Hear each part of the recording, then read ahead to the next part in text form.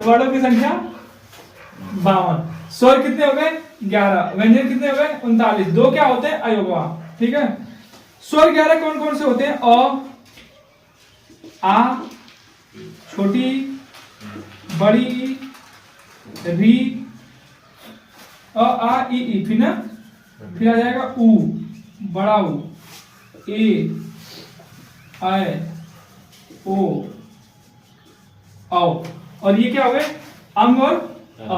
ये दोनों क्या है अयोगवा। अयोगवा क्या होते हैं? जो ना स्वर हो ना व्यंजन हो, जो ना स्वर है ना व्यंजन है, वो क्या है अयोगवा।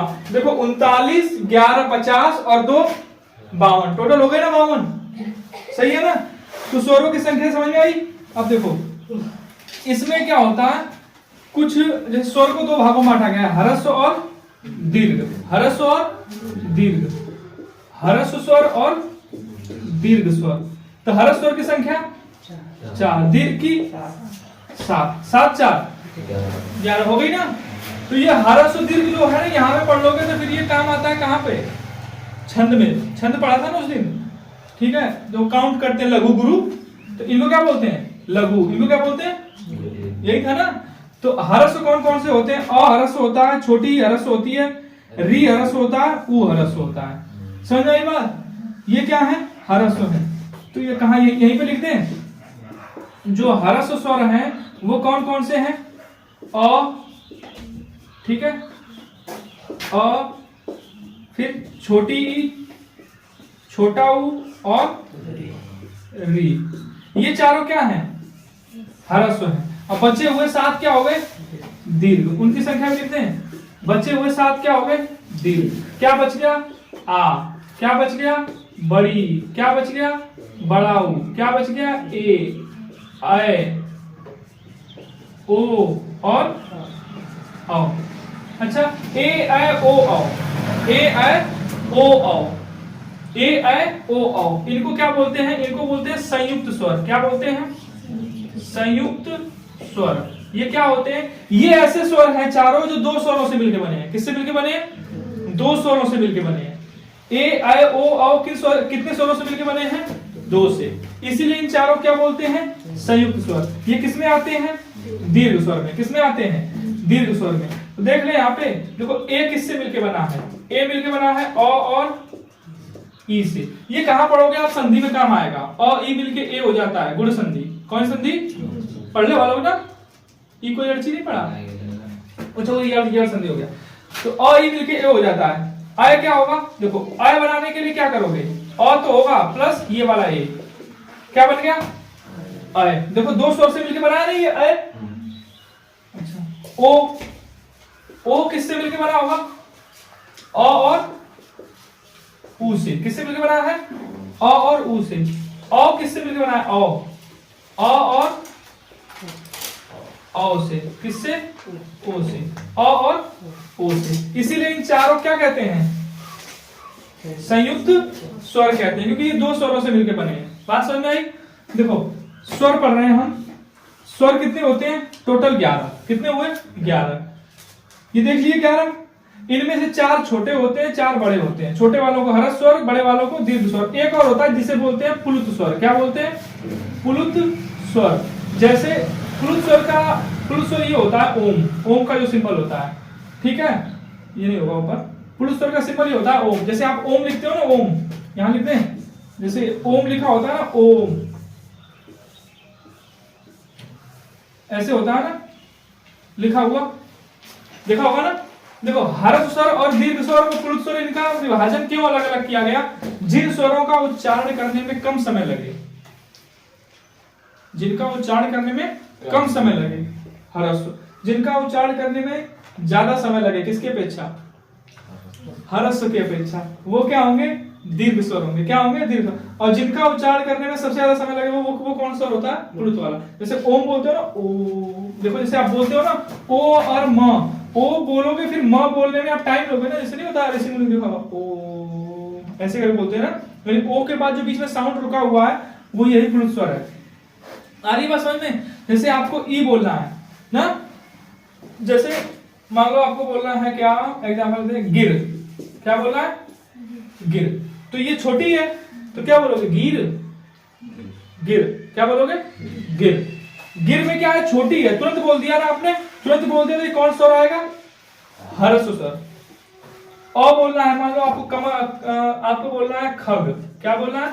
खग। इसमें अ है, इसमें अ है, तो खग तुरंत खत्म हो गया, तो अ का साउंड है। इसे बोलना होगा खाग बोलना होता ना, समझ पा रहे हो? या भाग बोलना होता तो आ का साउंड लगाते समय टाइम ज्यादा लगता।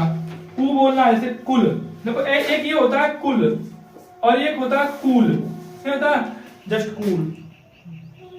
एक कूल कौन सा वाला? इंग्लिश वाला नहीं होता है कूल? अरे कूल रहो, ठंडे रहो ना। एक होता है कुल, कुल मतलब टोटल। एक होता है कुल और एक होता है कूल। तो कुल बोलने में साउंड जल्दी ले रहे हो, कुल जल्दी बोल रहे हो, और एक होता है कूल, इसमें थोड़ा समय ज्यादा ले रहे हो आप। तो ये बड़ा ऊ है, इधर वाला क्या है? बड़ा ऊ। इधर वाला क्या है? छोटा ऊ। तो छोटा ऊ जो है उसको से बोलने में कम समय लग रहा है, इसीलिए कौन सा होगा? वो ह्रस्व। ज्यादा समय लगेगा तो कौन सा होगा? दीर्घ। आ रही है बात समझ में? हाँ, तो ह्रस्व स्वर और दीर्घ स्वर का विभाजन किस आधार पे किया गया है? उच्चारण के आधार पे। किस आधार पे? जिसका उच्चारण करने में ज्यादा समय लगे दीर्घ, जिसका उच्चारण करने में कम समय लगे ह्रस्व। ह्रस्व स्वरों की संख्या 4, दीर्घ स्वरों की संख्या 7, टोटल 11। पुल्ल स्वरों को भी मानते हैं, मतलब जिसको बोलने में सबसे ज्यादा समय लगता है। इसका उदाहरण हमने बता दिया, यही होता है ओम ना। अगर पूछे पुल्ल स्वर क्या होता है तो ले लोगे, लेकिन इसमें काउंट नहीं करते हैं उसको। आई बात समझ में? ह्रस्व क्या होता है, दीर्घ क्या होता है, कौन कौन से होते हैं? ये चारों जो दीर्घ स्वर हैं, ये चारों दीर्घ स्वर को क्या बोलते हैं? संयुक्त स्वर। क्यों बोलते हैं? क्योंकि ये एक से अधिक यानी 2 स्वरों से मिलकर बने होते हैं। ये किससे मिलकर बना है? ये किससे देख लिया? स्वर समझ में आया? जैसे ह्रस्व स्वर है ना, कितने हैं? 11। जब हमने छंद पढ़ा था तो वहां पे बात हुई थी कि मात्राएं कितनी होती हैं? 10। मात्राएं कितनी होती हैं? 10। कितनी होती हैं? 10। अच्छा, मात्रा किसमें मिलती है? व्यंजनों में कि स्वर में? स्वर में। किसमें मिलती है? यानी ये जो दिख रहा है ना, वो 11 यही क्या है? मात्रा है। लेकिन ये कितने हैं? 11 है। कितने हैं? 11। लेकिन हमने बताया मात्रा कितनी होती है? 10। मात्राएं होती हैं 10। तो इसमें से एक ऐसा है जो मात्रा नहीं है, वो कौन सा है? अ की मात्रा नहीं होती है। आ की मात्रा, ई की मात्रा, बड़ी की मात्रा, री की मात्रा, ऊ की मात्रा, बड़ा ऊ की मात्रा, ए की मात्रा, आई की मात्रा, ओ की मात्रा, औ की मात्रा। ये टोटल क्या है? ये 10। ये टोटल क्या है? 10 मात्राएं हैं। क्या है? मात्राएं। तो याद रखना, मात्राओं की संख्या 10, स्वरों की संख्या 11। आई बात समझ में? अच्छा, अब इनमें ये पूछ देता है कि स्वर में एक स्त्रीलिंग स्वर होते हैं, उन्हें क्या बोलते हैं? स्त्रीलिंग स्वर। स्त्रीलिंग स्वर। स्त्रीलिंग स्वर कौन कौन से होते हैं? पूछे आपसे। तो स्त्रीलिंग स्वर कौन कौन से होते हैं? ई हो गया, बड़ी हो गया और री हो गया। ये 3 क्या होंगे? स्त्रीलिंग स्वर होंगे। क्या होंगे? ये स्त्रीलिंग स्वर होंगे। ठीक है? ई ई री, ई ई री, छोटी बड़ी री। हाँ, वर्ण क्या? ध्वनि की सबसे छोटी इकाई वर्ण कहलाती है ना। संख्या कितनी होती है वर्णों की? 52। उसमें से 2 भागों में बांटा गया। स्वर 11, व्यंजन 39। 39 11 50। 2 क्या है? अयोगवा। अयोगवा में क्या हो गया? अंग और अच्छा, अंग को अनुस्वार भी कहते हैं। क्या कहते हैं? अनुस्वार। ये भी लिख लेना। अ को क्या कहते हैं? विसर्ग। ये तो जानते ही होंगे, विसर्ग का नाम तो सुना ही होगा ना। अनुस्वार क्या होता है? जिसपे अंग की मात्रा होती है। विसर्ग क्या होता है? जिसपे अ की मात्रा होती है ना। मात्रा नहीं कह सकते, सॉरी। अंग को क्या कहते हैं? अनुस्वार। अ को क्या कहते हैं? विसर्ग। क्या कहते हैं? विसर्ग। अच्छा, स्वर को अच भी बोलते हैं। क्या बोलते हैं? अच। और व्यंजन क्या बोलते हैं? हल। अगर मान लो ऐसे पूछे अच किसे कहते हैं, तो अच कहते हैं किसको? स्वर को। और हल कहते हैं किसको? व्यंजन को। ठीक है? स्वरों की संख्या 11। अ आ, छोटी बड़ी, छोटा बड़ा, ई री, ए ऐ ओ हो गया ना। इसमें से स्वरों की संख्या 11 है, लेकिन मात्राएं कितनी है? 10। कौन सी मात्रा नहीं होती है? अ की मात्रा को छोड़कर सारे के सारे स्वर क्या है? मात्रा है। इतनी बात समझ में आई? स्त्रीलिंग स्वर कौन कौन से हैं? छोटी, बड़ी और री। इतनी बात समझ में आई? स्वर की पहचान हो गई। स्वर में 2 टाइप के करे थे, दीर्घ और ह्रस्व और दीर्घ। ह्रस्व 4, दीर्घ और दीर्घ कितने? 7। प्लुत कितना होता है? सिर्फ 1 ओम वाला ना। अच्छा, ह्रस्व में 4 देख ही लिए हमने। ह्रस्व क्यों है? उच्चारण करने में कम समय लगता है। दीर्घ क्यों है? इनकी अपेक्षा ज्यादा समय लगता है ना। 7 हो गई। इन 7 में ये 4 क्या हो गए? संयुक्त स्वर हो गए। क्यों संयुक्त स्वर हो गए? क्योंकि किसी दो स्वर से मिलके बने हैं। ठीक है इतनी बात? हाँ अच्छा, अब हम देखेंगे स्वरों का विभाजन, मतलब स्वरों को कैसे बांटा गया है जीभ के आधार पे ना, मुखाकृति के आधार पे। जैसे ऊ बोलोगे तो मुंह कैसा बनेगा, ई बोलोगे तो मुंह कैसा बनेगा। ठीक है, तो ये देखेंगे अब। इस में अच हल क्या होता है, अच क्या होता है, हल क्या होता है। ठीक है, अब देखेंगे हम स्वरों का विभाजन। कंफ्यूजन ना वाला, अरे कहाँ अ से लेके कहाँ तक का बात पहले, अ तक का बात पहले, ये बात पहले ना। इनमें कहाँ अ से लेके अ तक का बात पहले में अ आ छोटी बड़ी री उ उ ए ऐ ओ औ यहाँ तक का बात पहले।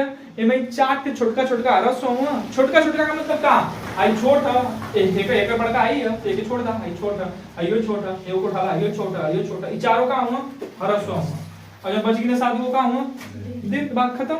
इनमें क्या करेंगे ना हो।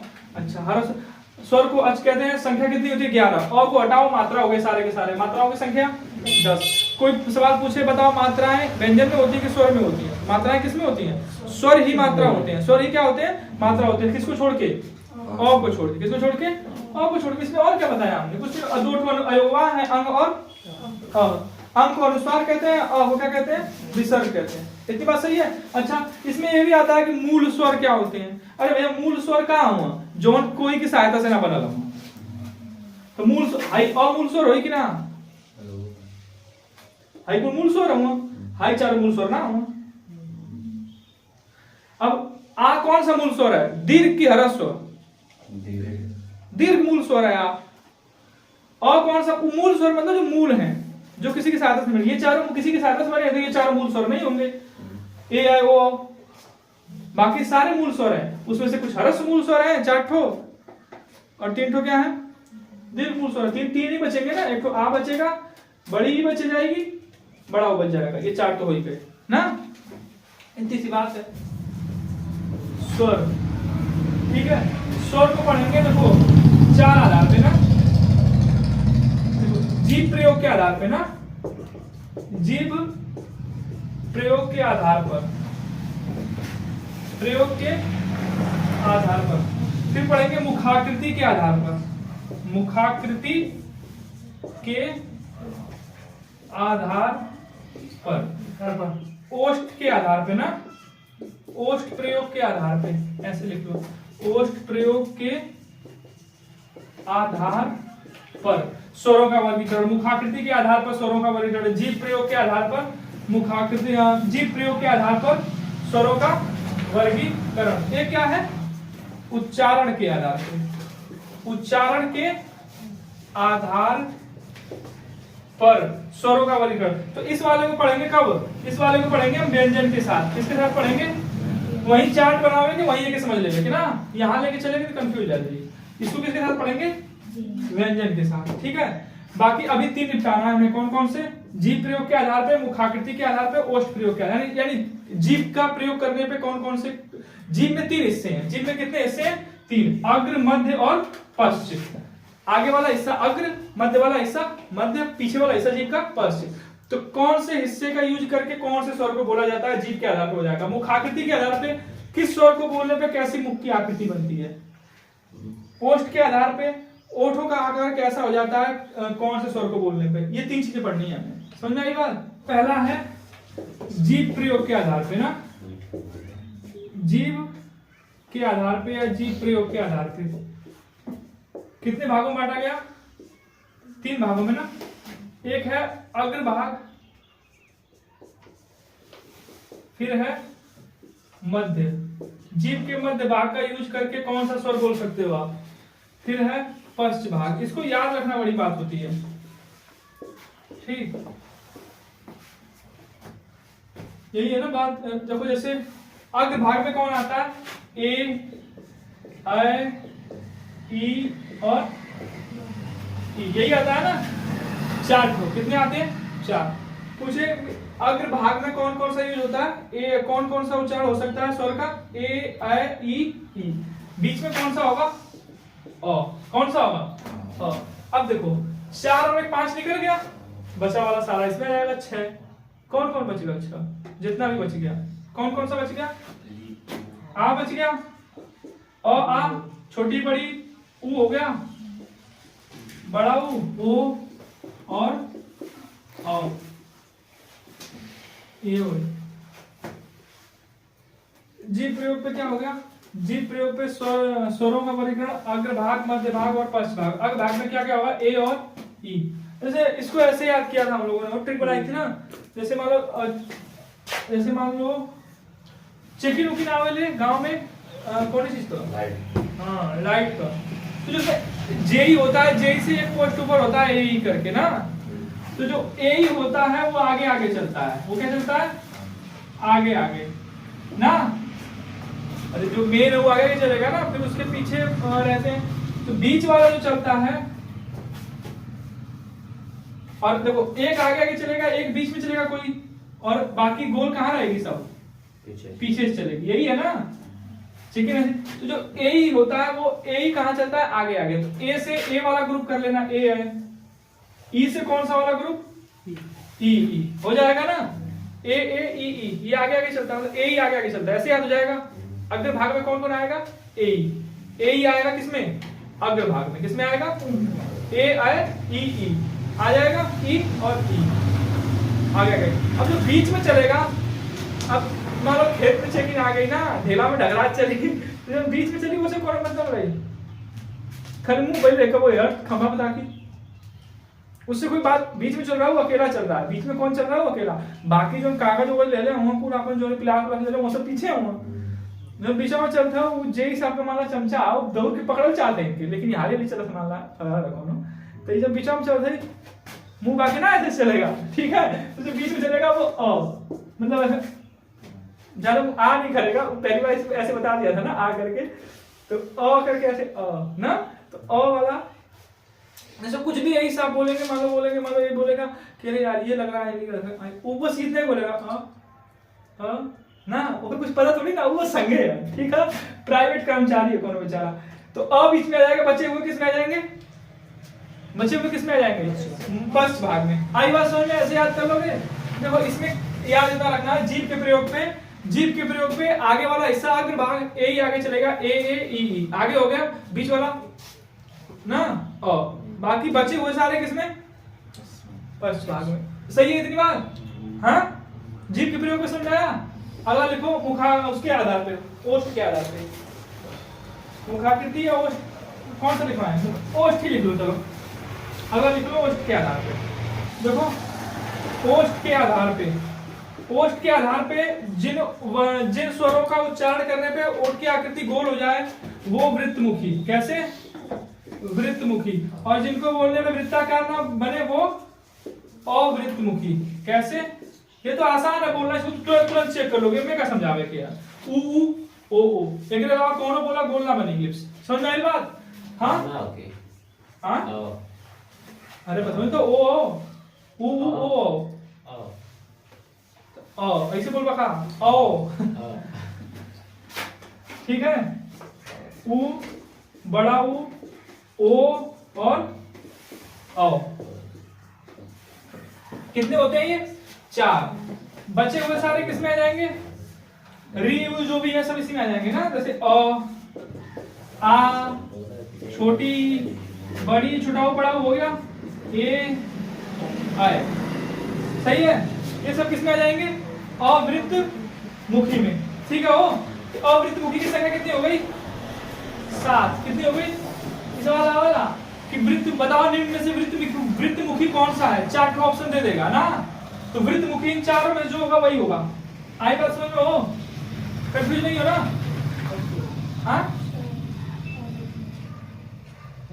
हाँ री भी आ जाएगा, इसी में कर लेना।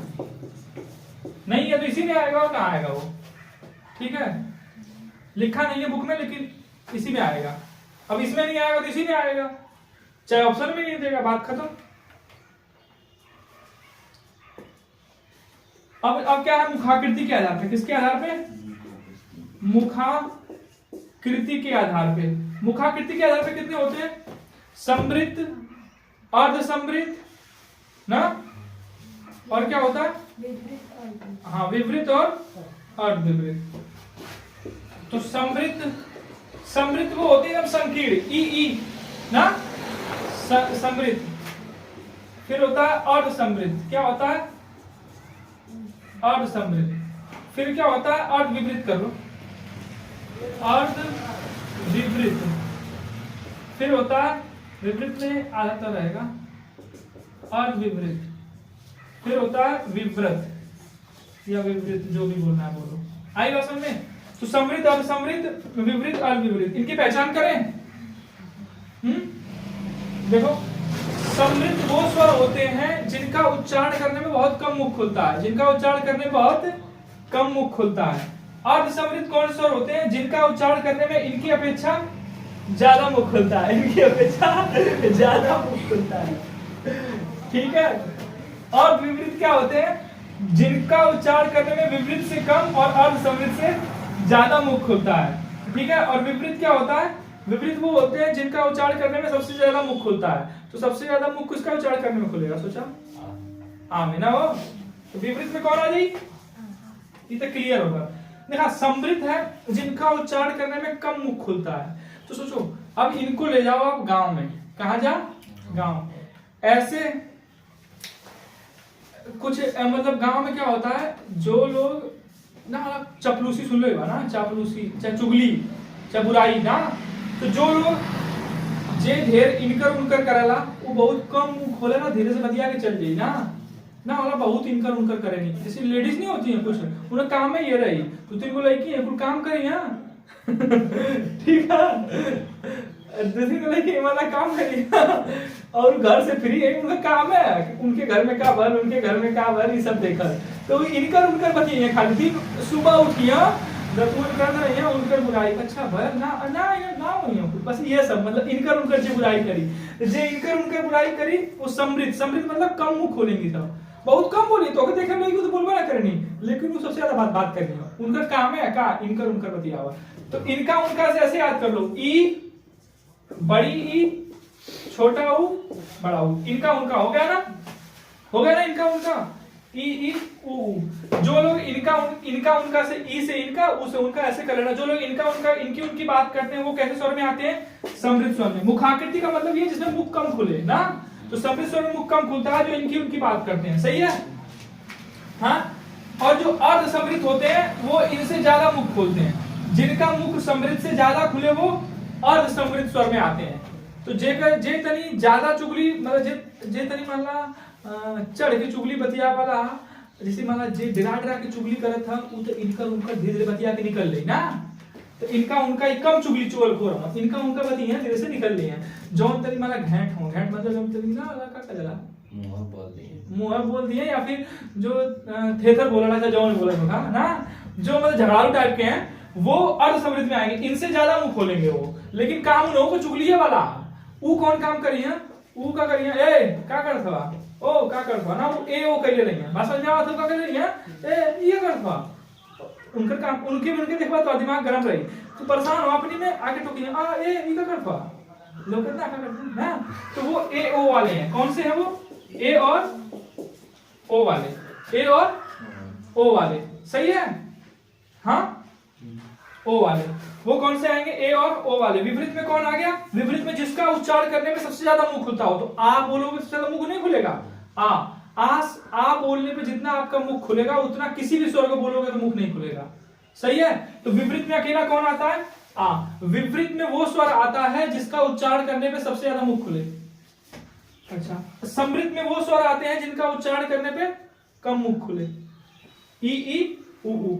अर्ध समृद्ध में वो आते हैं, तो कैसे क्लासिफाइड किया गया है स्वरों को, बात समझ पा रहे हो? हाँ, अर्ध समृद्ध में वो आते हैं जिनका उच्चारण करने पे मुख खुले, लेकिन किससे ज्यादा खुले? समृद्ध से ज्यादा, मतलब नहीं के बराबर, बहुत कम खुले लेकिन थोड़ा ज्यादा खुले, किससे?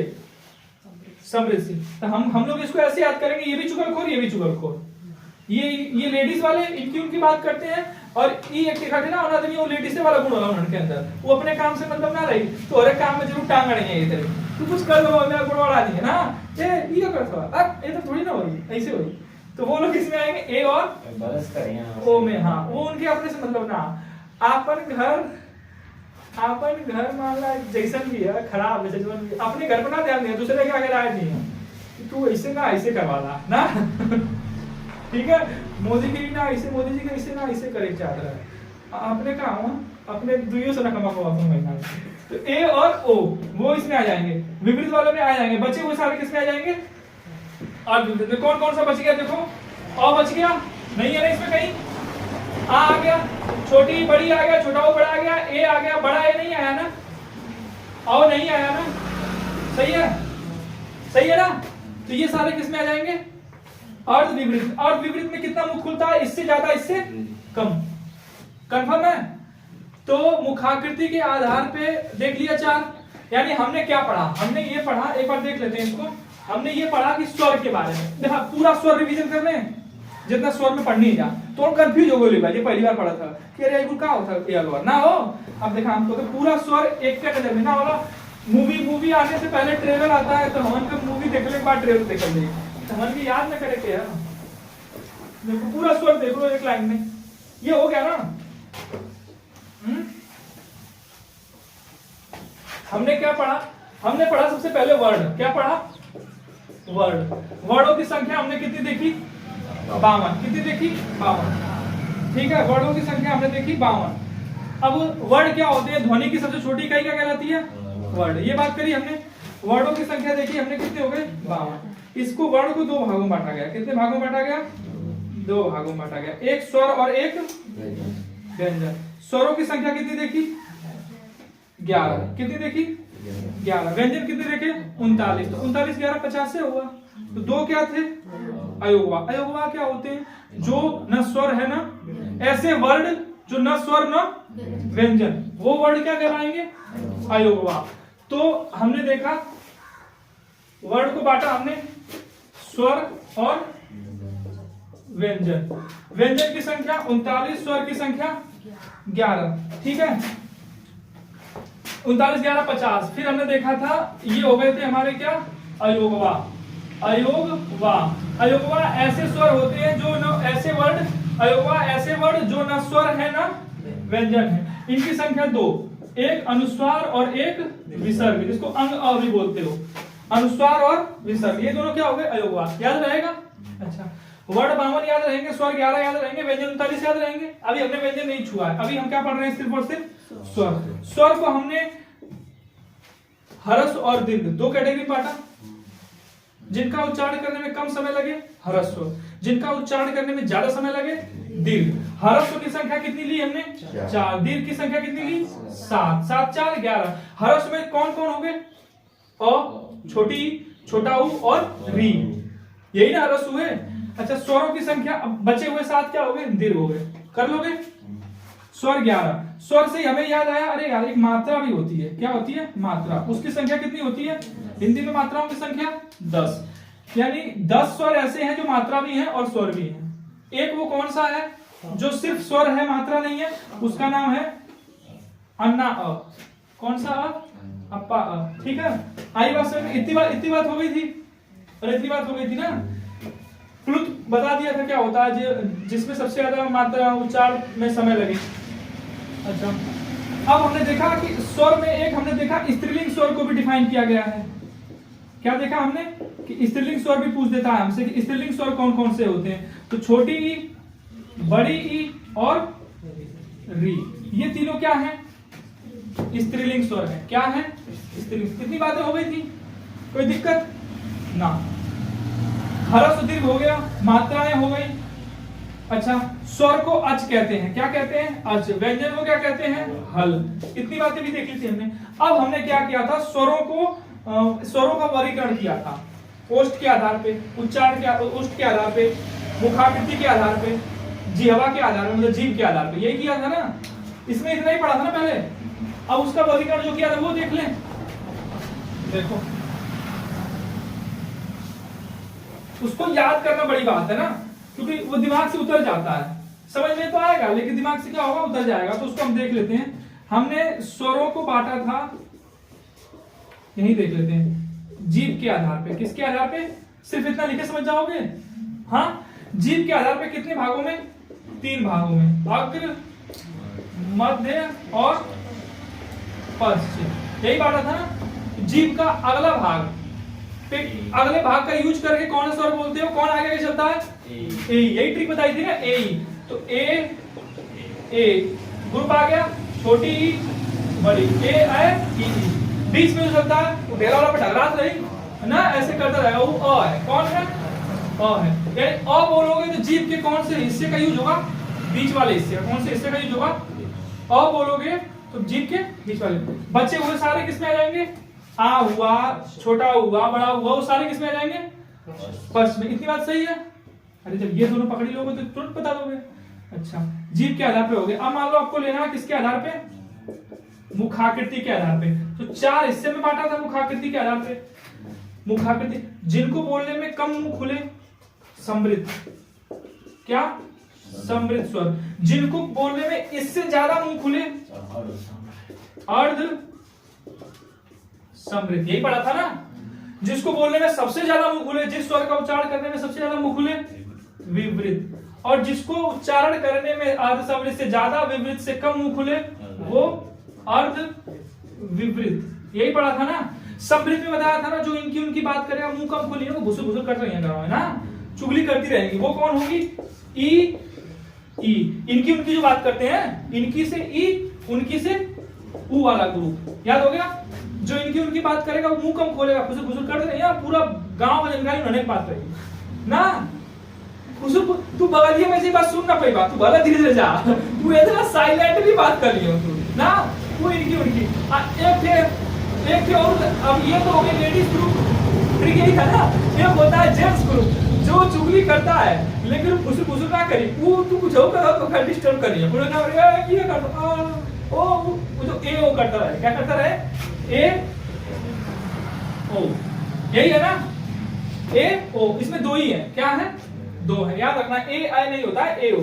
अच्छा, विपरीत, विपरीत में क्या जाएगा, जिसमें मुंह ज्यादा खुल जाए, आ ना, कुछ हो ना। विपरीत में जिसमें सबसे ज्यादा मुंह खुले, आ। बचा हुआ सारा किसमें, अर्ध विपरीत में। ठीक है, इतनी बातें हो जाएगी। जीभ के आधार पर, मुखाकृति के आधार। अब किसके आधार पे आ गया, ओष्ठ के आधार पे। किसके आधार पे, ओष्ठ के आधार पे। तो ओष्ठ के आधार पे अगर किसी स्वर का उच्चारण करने पे ओष्ठ की आकृति गोल बनी तो वृत्त मुखी, गोल नहीं बने तो अवृत्त मुखी। यही तो है, दो ठो। दिमाग इसी में लगाना था, इसका ट्रिक हमने पकड़ लिया है। तो ये ओष्ठ के आधार पे पहले ले लो वृत्त मुखी। दूसरा क्या आ गया, दूसरा आ गया अवृत्त मुखी। तो ये तो आप प्रैक्टिकल भी कर सकते हो। उ ओ औ ना हो, गोल गोल बोलोगे तो ये 4 हो जाते हैं। कौन कौन से, उ, बड़ा उ, ओ और औ। और ये बचे हुए इसमें आ जाएंगे अवृत्त मुखी। इतनी बातें पढ़ी हैं हमने, स्वर में इतनी बातें पढ़ी हैं। अच्छा, स्वर का ये और वर्गीकरण होता है उच्चारण के आधार पे। किसके आधार पे, उच्चारण के आधार पे। उसको पढ़ेंगे किसके साथ, व्यंजन के साथ ना। कंठ तालु मूर्धा दंत ओष्ठ ना, कंठ तालु मूर्धा दंत ओष्ठ। कल पढ़ ली व्यंजन, दिखा इतनी।